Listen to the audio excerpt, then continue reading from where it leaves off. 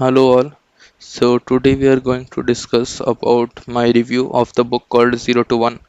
So it has been written by Peter Thiel. So if you don't know about Peter Thiel, so this is basically the famous person who is one of the co-founders of PayPal. So he has been widely recognized as the leader of the PayPal mafia. So this PayPal mafia is basically the group of people who created a lot of companies, including PayPal. One is called Palantir, a famous one is called LinkedIn, YouTube, and so on. So they have basically created a lot of famous applications and companies which are quite predominant in today's world.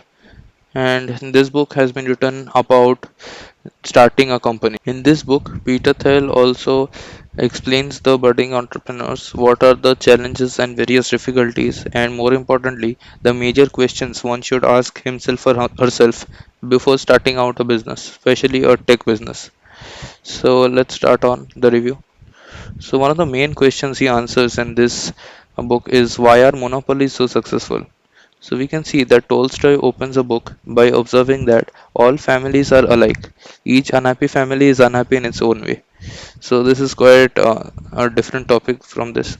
But Thiel argues that in business it's quite the opposite.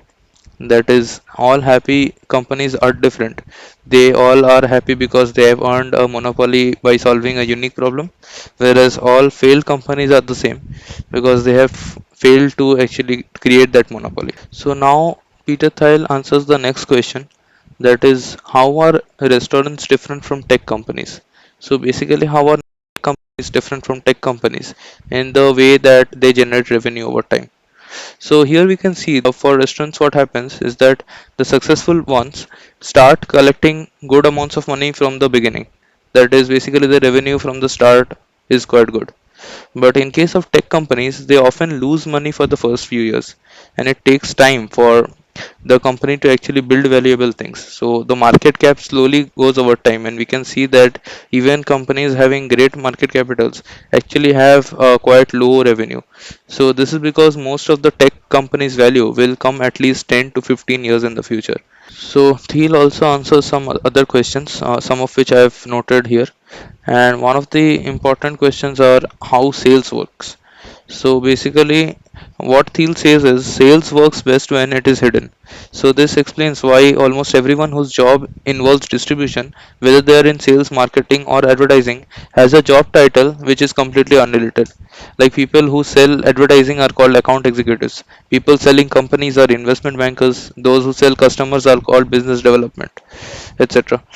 And so on. Now coming to a very important question, that is, are engineers skilled enough to sell tech? So one may wonder how does this question arrive?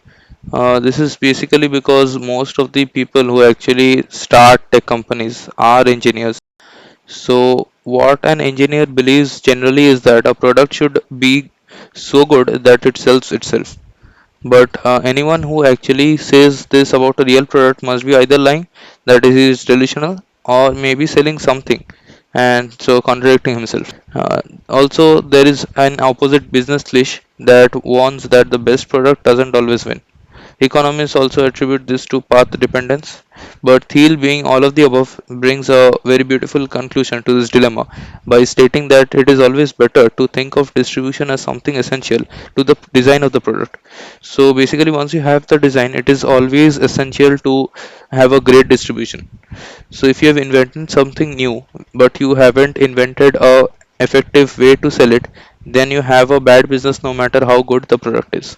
And finally, Peter Thiel addresses a very important question, that is, which problems or projects are the best to work upon. So he says that doing something different is what's truly good for the society, and it's also what allows a business to profit by monopolizing our new market. And the best projects are likely to be overlooked, not trumpeted by a crowd. So often we can see that there's a new area or new domain that suddenly people have attach a lot of bells and whistles to, and it becomes quite popular, whereas the project is actually not so much worthy of attention because it may not actually be as profitable as most people claim it to be. And the best problems to work on are often the ones that nobody else even tries to solve. In the current scenario, we can see that there was once a lot of attention towards like solar rooftop panels, right? So Tesla actually bought the company called Solar City, and it turned out to be flop. So if you want to know more about it, it's actually in this article which I'm showing right now.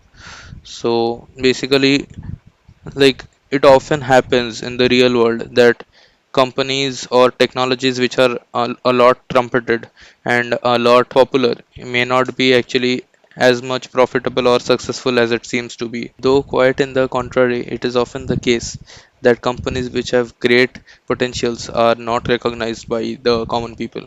So this is an example which Jeff Bezos recently tweeted. Here, a famous weekly magazine called Barron's actually insulted Jeff Bezos, saying that he has pioneered a new business paradigm which is completely silly. He is just going to be another middleman, and the stock market is beginning to catch on to that fact.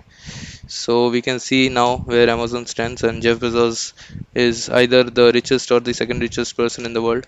So this is how Peter Thiel actually answers a lot of questions which are in the minds of budding entrepreneurs, and hopefully it will help all of us. Thank you.